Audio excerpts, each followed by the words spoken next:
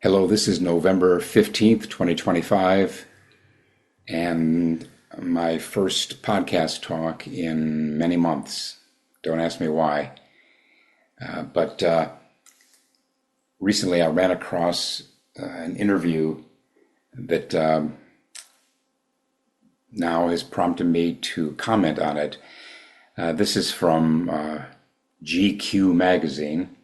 I guess that's Gentleman's Quarterly.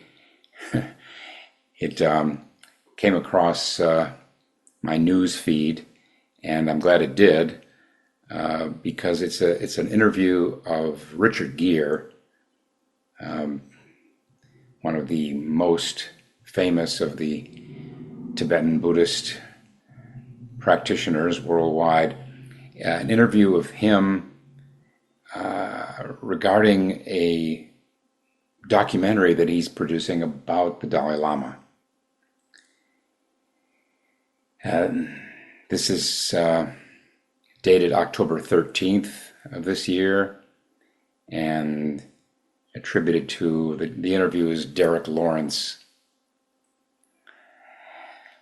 And so I will be reading from it and commenting on some things about Tibetan Buddhism, Zen Buddhism. They're comparing and contrasting. So I'll just start reading from the article itself. This Derek Lawrence says, the Golden Globe winning actor opens up on his journey with Buddhism, the documentary Wisdom of Happiness, and the sides of the spiritual leader we've never seen. Oh, that's provocative. So the documentary is titled Wisdom of Happiness. It hasn't come out yet to the public, but I definitely will be wanting to see it.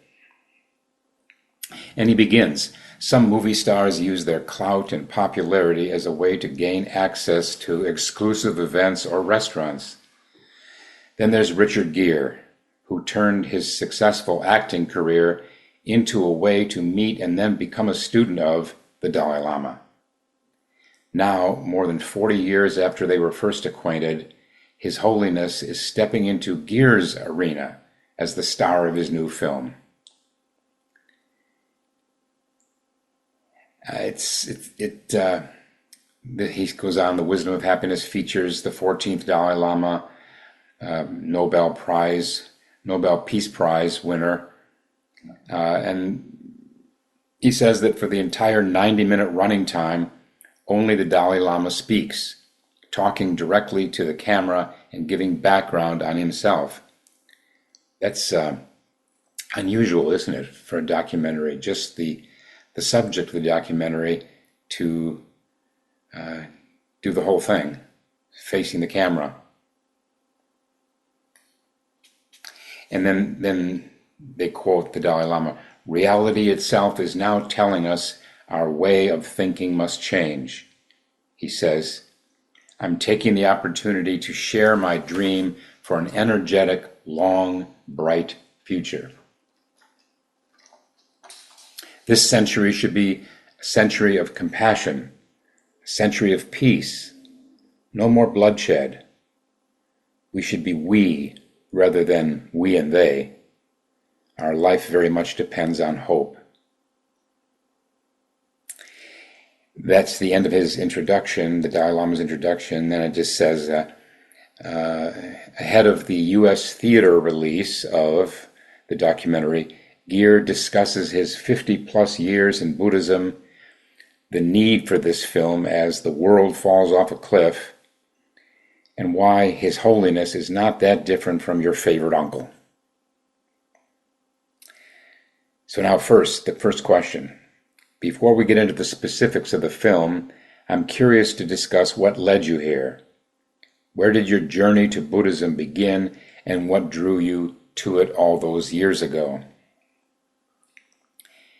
And then just a little here in Richard Gere's reply, he says he grew up in a Methodist house with deeply compassionate people. He said that everyone thought his father was going to be a minister. He didn't become a minister, but he was very involved with the church. And for most of his life, insurance was his profession. And he sold insurance like he was a minister. He was protecting people. And Geer says a little more about how appreciative he was of his father. His father had just died a month before this interview at the age of 101. So then Geer continues. So I grew up with that side, that is, that spiritual side, being stimulated. As a child, I would ask questions like, what am I? What is this universe? Why does everyone on some level seem to be frustrated or miserable or angry? As I left college and became an actor in New York, he went to Syracuse University, I started taking it more seriously and really reading and thinking about it. Zen Buddhism was the first system that struck me, and I was lucky to find good teachers in New York to study with. So most of my 20s was having a daily meditation practice in the Zen tradition.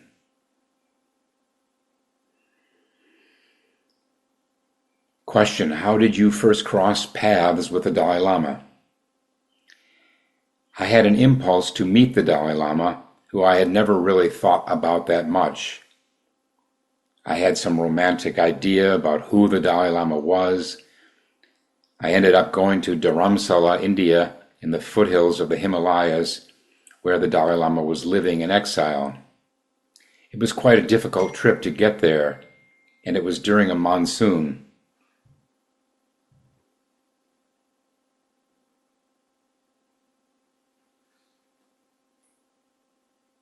Just muting my phone, excuse me.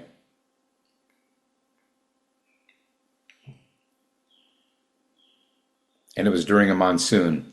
I spent several weeks in that community, and then I met His Holiness, and he got me right over most of the silliness that everyone has when they meet him, and this outsized expectation that he's going to enlighten you and you'll leave there on a cloud.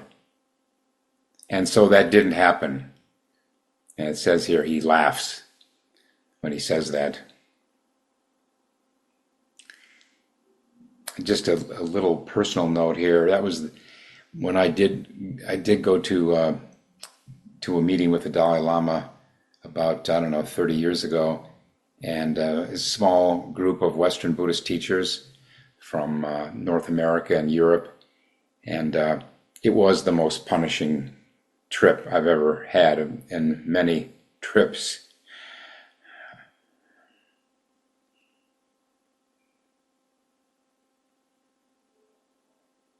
And then Geer continues talking about this first trip he had to Dharamsala.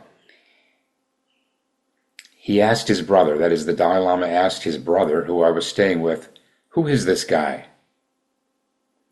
And his brother said, he's a pretty well-known American actor, to say the least. So he started asking me about emotions and making these connections between me as a professional actor, manufacturing these sometimes very negative, afflictive emotions, and where do they come from? And the discussion went to the fact that maybe we're also manufacturing emotions in our real life. Like they aren't innately there, they're just the way our mind works in that moment. And the profundity of that is still something I'm working on, of how we can work with the afflictive emotions, go to the root of where they come from, transform the energy of them into something that's positive and joyous and potentially blissful, and ultimately turn that energy into wisdom.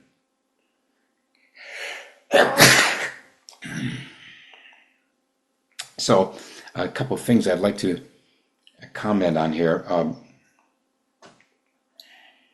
This idea of actors manufacturing them, yes, Actors manufacture them. You can bring them forth.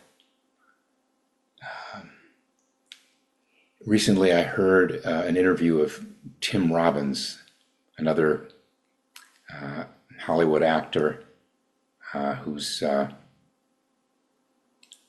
we haven't heard much, seen much in the last 10 or 20 years, but he was being interviewed on NPR. I was in the car at the time, so I didn't record much of it. But the interviewer asked him, the topic came up of working with prisoners. This is probably his most famous movie was the Shawshank Redemption. Shawshank Redemption. I think that was with Morgan Freeman, and the question to him was, do you work in prisons? Do you use your acting experience as a prison dharma?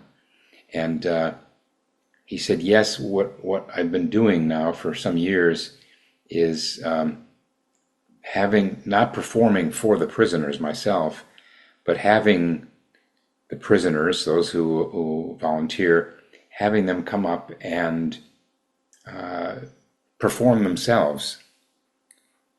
And then he detailed that. He said, we asked them to consider 4 emotions: love, happiness, unhappiness, love, and fear. Now, I'm afraid I just can't remember what the 4 were. Basic emotions. That's the key thing. Basic emotions that we've all had. And he talked about how it requires them to learn that these emotions, these basic emotions, positive and negative so-called emotions, how they come and go, how they can switch, how the actors can move from one to the other. That's what they have to do. That's the challenge. That's the training, is on stage, their little stage there in the prison. They have to switch all of a sudden from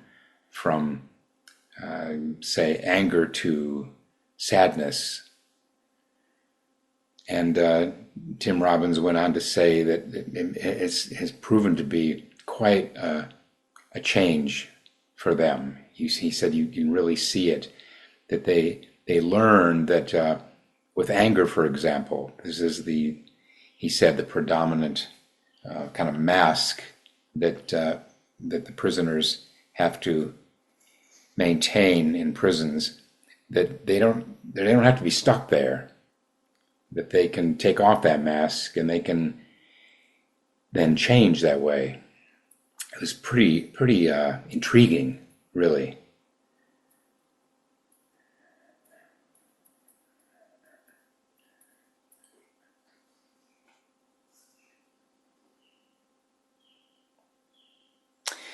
What caught my eye here in this response of the Dalai Lama, back to that, was him saying that we can work with the afflictive emotions, go to the root of where they come from, and transform the energy of them. And how, no doubt in my mind, that's an effective practice. It's an effective Tibetan Buddhist practice. But how in Zen, on the other hand, we're not really working with them except to learn not to dwell in them. That's the work. Not cling to them. I wouldn't know what gear means by working with them, but many of us have learned, especially in Sesshin, it's a matter of neither clinging to them nor rejecting them, but experiencing them fully. And in doing that, in experiencing the anger, the sadness, the grief, the fear, that enables them to move through us and not get stuck in us. So that's the working with the emotions is best put in the negative, neither clinging to them nor denying them or rejecting them. And that's where the transformation comes in. I'm just saying this is it's a different way of a different kind of Buddhist practice.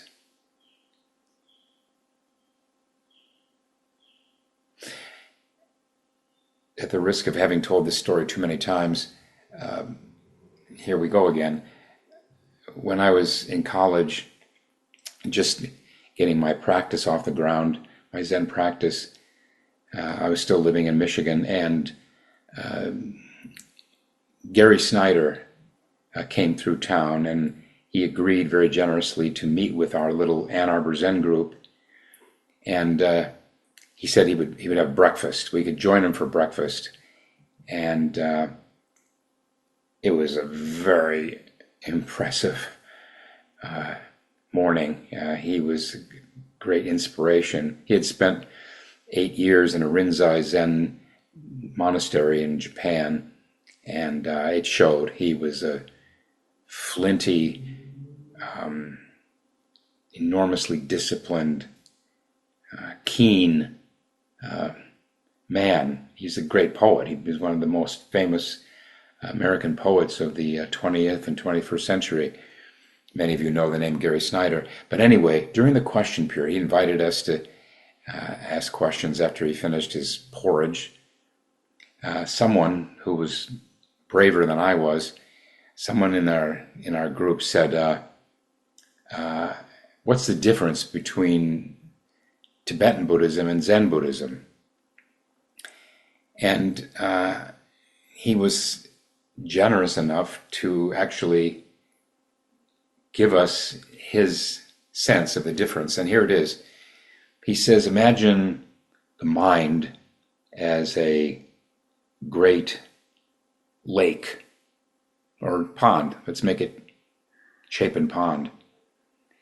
In Tibetan Buddhism, you make your way to the bottom very slowly and thoroughly. And by that, he said, he meant you explore it. You explore the contours of the pond all around. You explore the vegetation of the pond, even maybe the turtles, going back to Chapin Mill, the turtles, whatever fish there are there, everything about the pond. You take your time exploring all those things, becoming acquainted with them. And so it takes quite a while to get to the bottom of the pond. Once you get there, then you really know that pond. You know your mind. And then he said, whereas in Zen, and again, he's speaking from years of Zen training, you go dive straight down. You want to get to the bottom directly. The steep path. And so you can reach the bottom. We call that Kensho in Japanese Zen. You can reach the bottom, and then the exploration, the refinement, and the getting to know the mind is on the way back up. And I think that difference is reflected here in him talking about working with the emotions, transforming them. Whereas in Zen, we just acknowledge them, we see them, we don't want to be blind to them, but neither do we want to dwell in them or try to somehow solve them.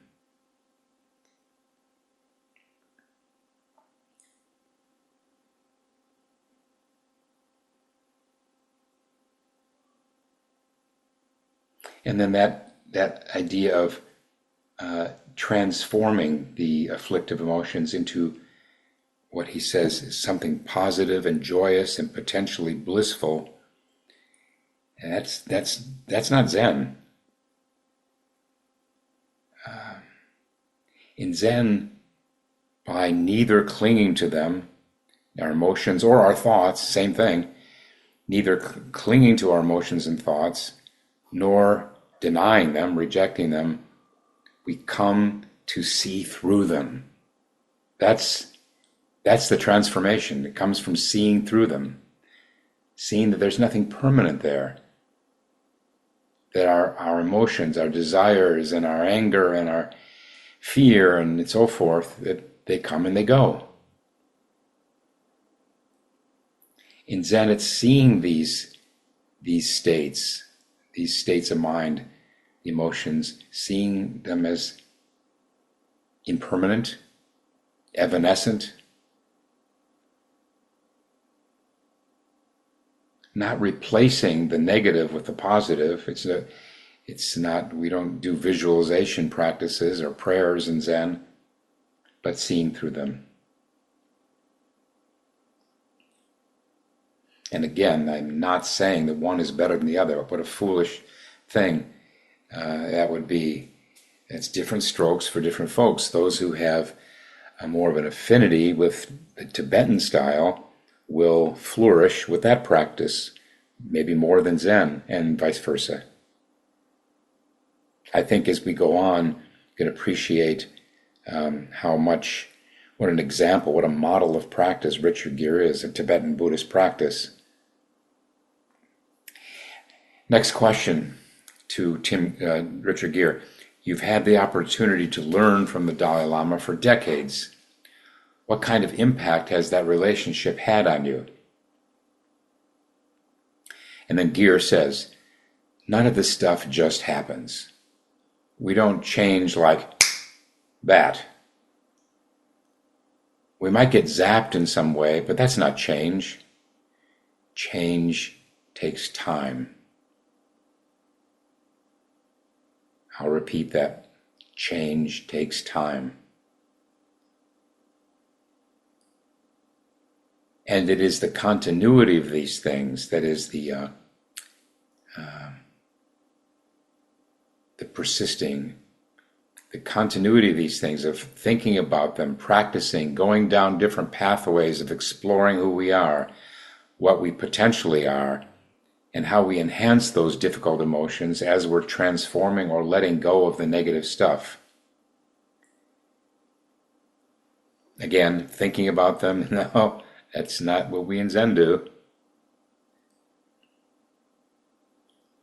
He says it takes us into bad places. I would say, again, I think of Sesshin.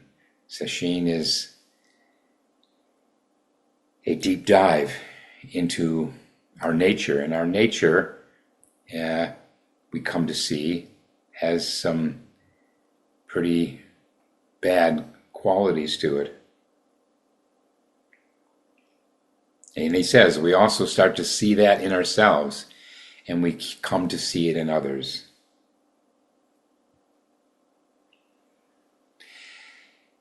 I don't know what could be more humbling than sitting in silence for 7 days, or even 4 or 2, because we can't run from ourselves, and we see features of our personality and our character that we can't avoid seeing. And it is humbling.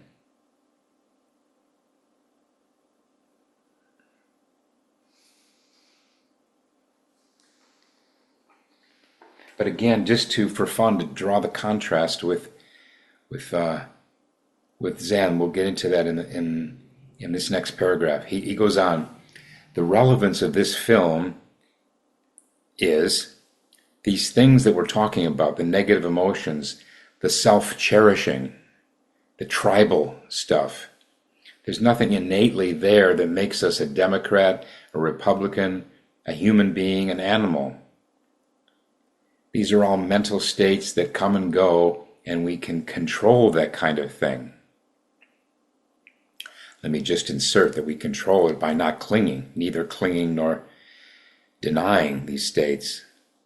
But we're absolutely in Zen practice, we're not trying to control anything. He says they're just labels on basic consciousness, basic awareness. By the way, this term he uses, self-cherishing, is a very rich, really potent word. Our self-cherishing, much better, I think, than our egoistic features.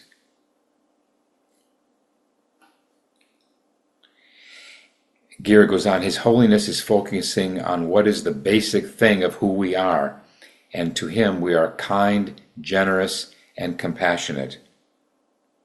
And our society says the opposite, that this is a dog-eat-dog world, which leads us down into a wormhole of where we are right now, where nobody trusts each other, everyone hates each other and is angry and afraid all the time. But that is a hallucination on who we are, which is kindness, compassion, and love. These kinds of gooey things seem silly, but they're actually profound as to who we are as individuals and who we can become as a society and culture. Yes, who are we? Now, I wouldn't venture to make the assertion that we human beings are primarily kindness, compassion, and love. I know what he means, that those things are liberated, they're actualized when we are free of our conditioning.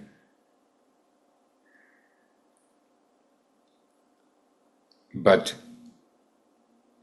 this true nature of ours is beyond anything we can say, beyond kindness, compassion, and love.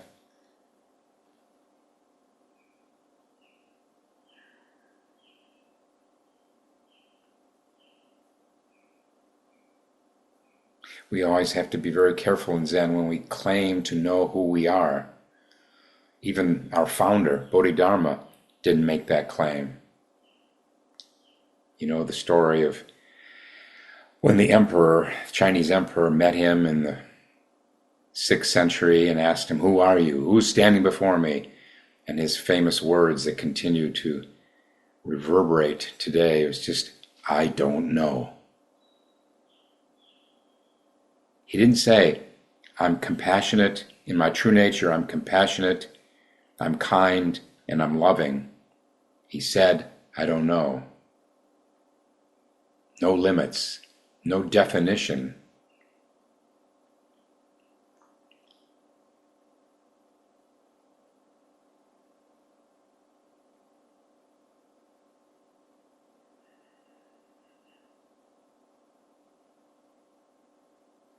This phrase, who we are, we need to see through self-identity. I would say that's one of the scourges of contemporary life, fueled by social media, is this need to claim an identity.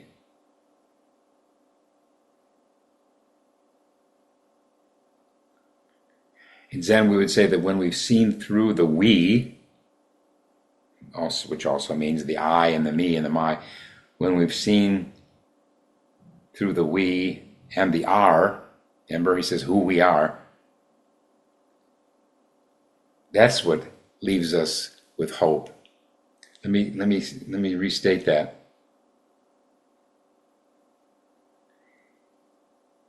Awakening reveals that there is no I or we or me or my. There's no fixed entity there, here.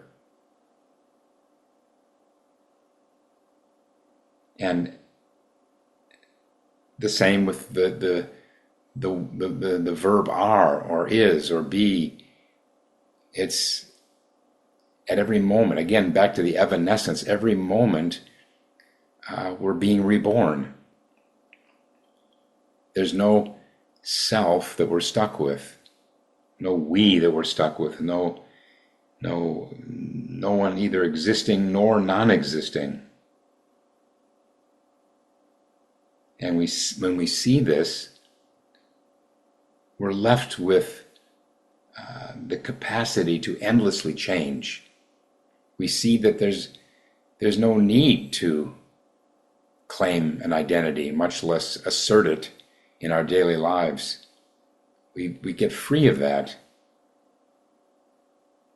And that does leave us with hope, because the hope comes from recognizing that there's no one we're stuck with here, that we are energy in flux.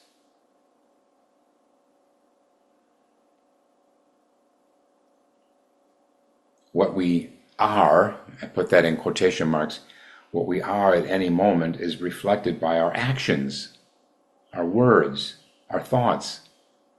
We don't need to have a notion about who we are.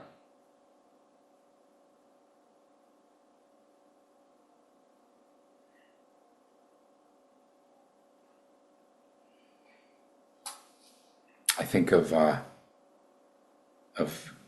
Zen Master Rinzai saying, students today can't get anywhere. What ails you? Lack of faith in yourself is what ails you.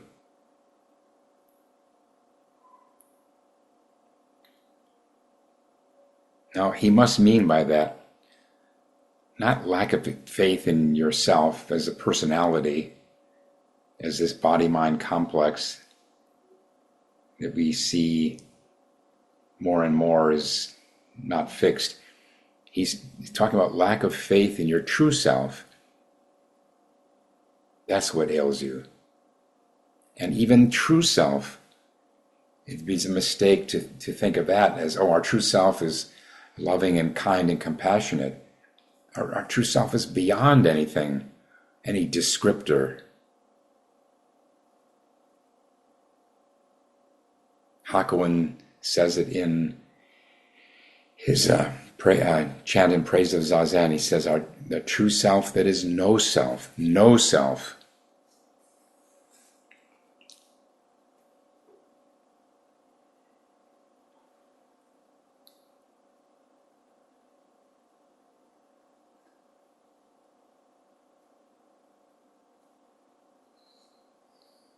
The interview continues.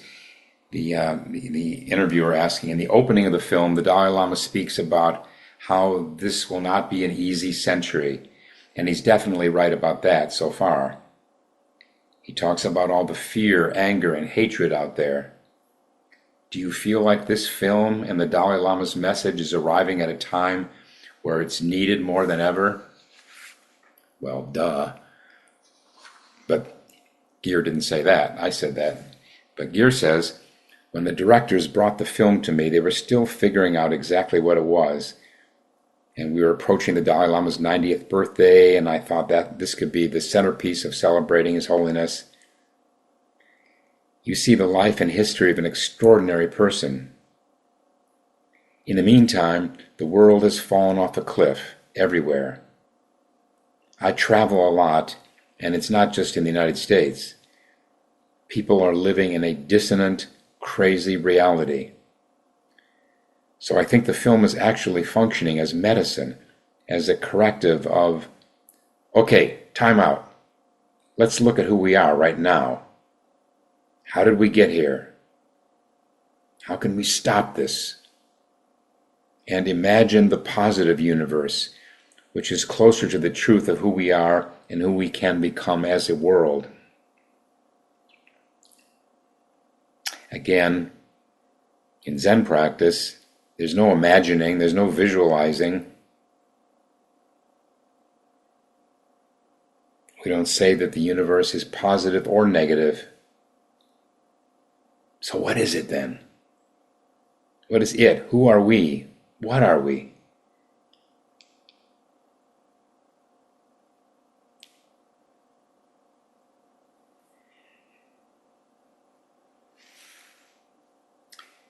And then the next question, after watching the film, it's hard not to want to aspire to the vision that he sees, one of peace, happiness, and compassion. it kind of puts the onus on all of us to do what we individually can. And then Gir says something that also speaks to his long experience in the Dharma. He says, you're completely responsible for your experience of the world.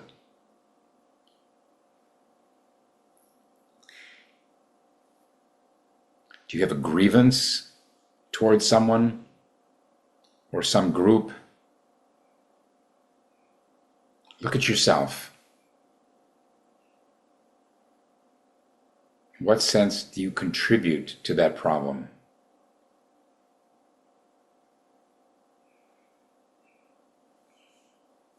Someone said, we're living in an age of grievance. And I think that's only possible if we don't pause, turn the light around back on ourselves and see how we are partly, at least partly responsible. Gir says you're completely responsible for your experience of the world.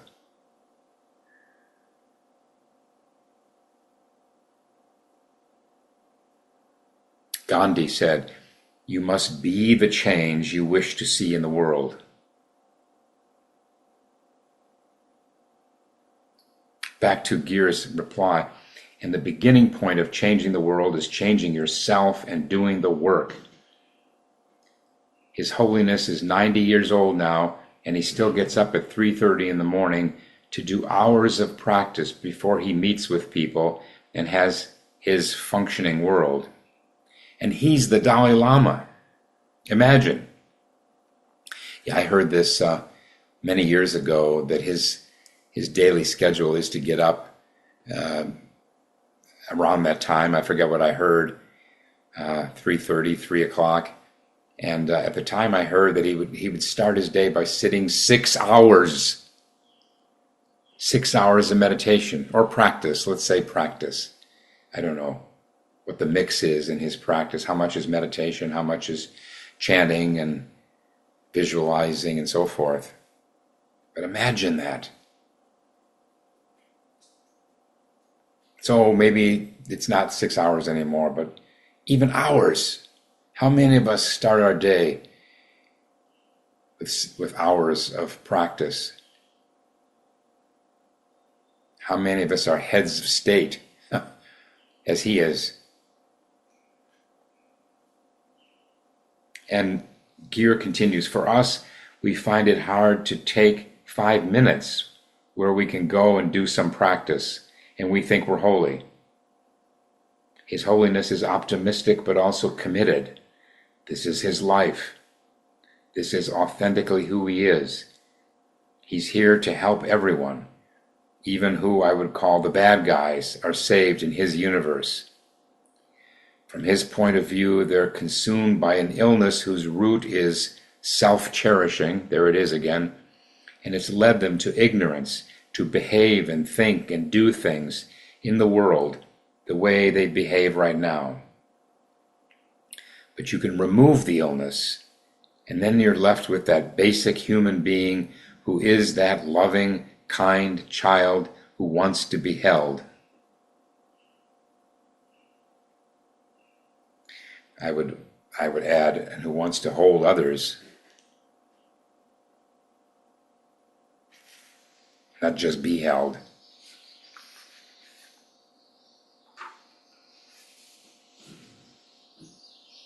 The Dalai Lama is this larger-than-life figure, but as someone who knows him well, as you do, what might surprise people about him as an actual, real human being?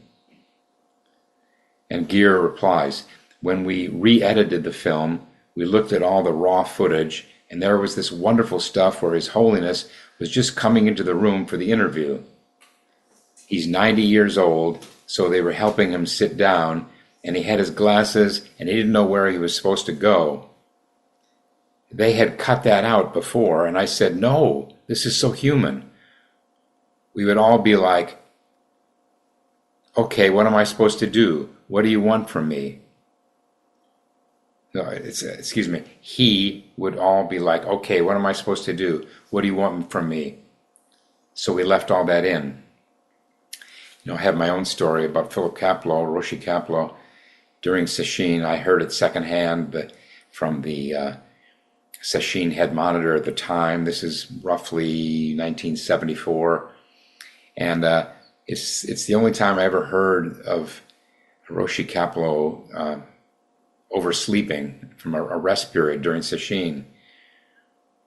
But the head monitor figured it out and went in to wake him, and John told me that when he woke him, shook him gently, Roshi just said, "What do you want me to do?"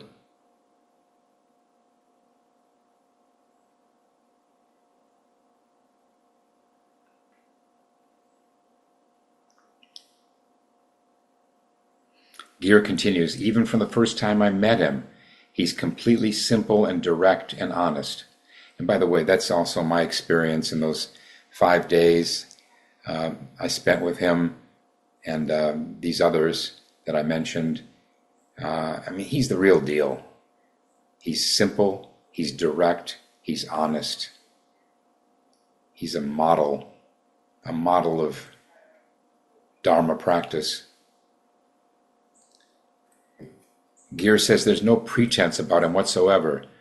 So it's like talking to a favorite uncle, or your idealized version of your dad, or a college professor who you thought was just the greatest guy in the world. I don't think His Holiness would want to be romanticized.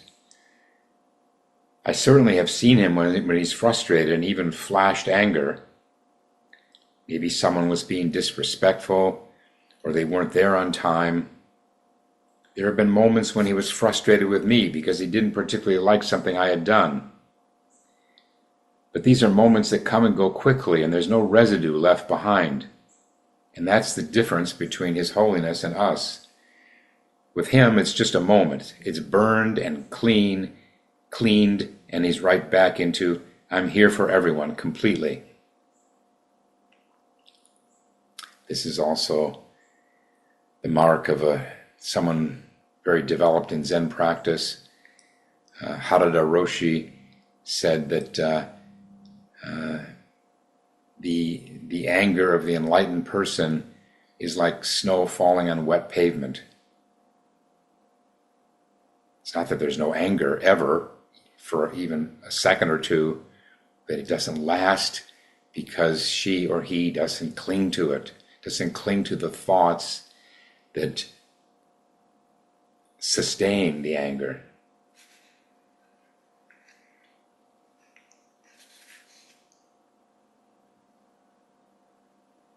And then the question, having now studied and practiced Buddhism for so long, and knowing that you view this as an ongoing process, where do you feel like you are now with what you're searching for and hoping to spiritually achieve?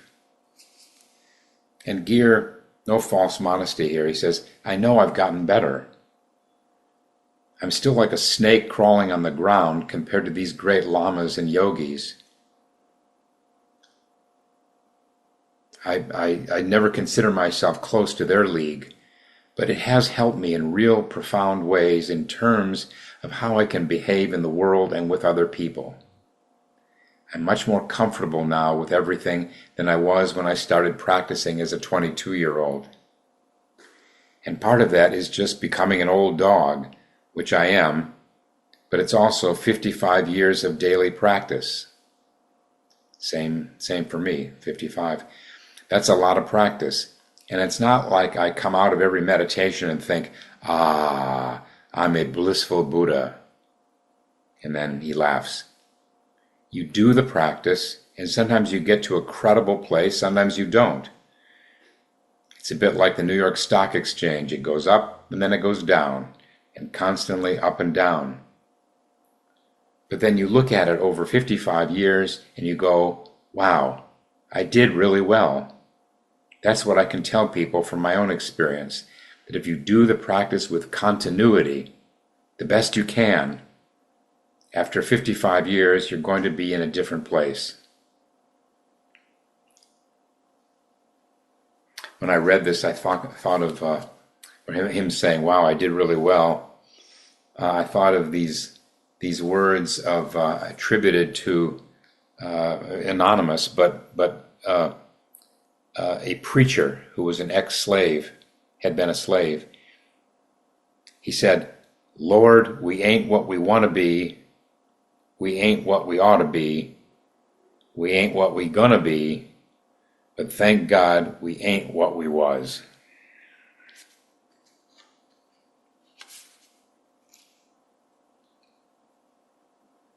And then lastly, Gear turns the question on to the interviewer, and he says, "How did you see this film?"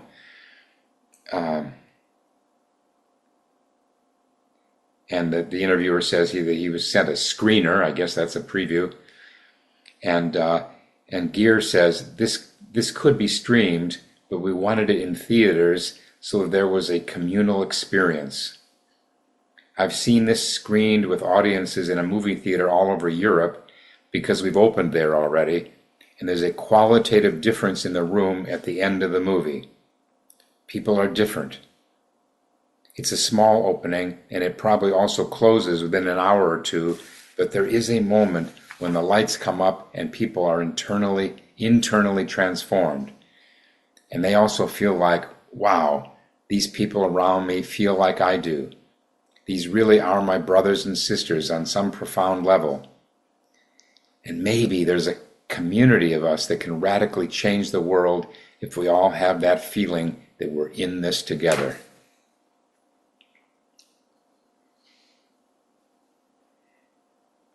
This is what he describes, this communal experience of seeing it with others in a theater, made me think of how the advantage of going to Sesshin in person, sitting with 20 or 30 or 40 or 50 or 60 other people in one room. Doing Sesshin or daily sitting online can't compare to that. Now, of course, if we can't join in sitting with others, whether in Rochester or anywhere else, then great, we've got a way to kind of simulate that online. But I would urge anyone who has the chance, who can go to an in-person session, to do that. It's a whole different experience. Well, our time is well up, and I just want to say again how really with great respect this great respect I have for Richard Gere based on this interview. I think his humility and his devotion, his faith speaks for itself, and he will be someone I continue to look up to. Thanks for listening.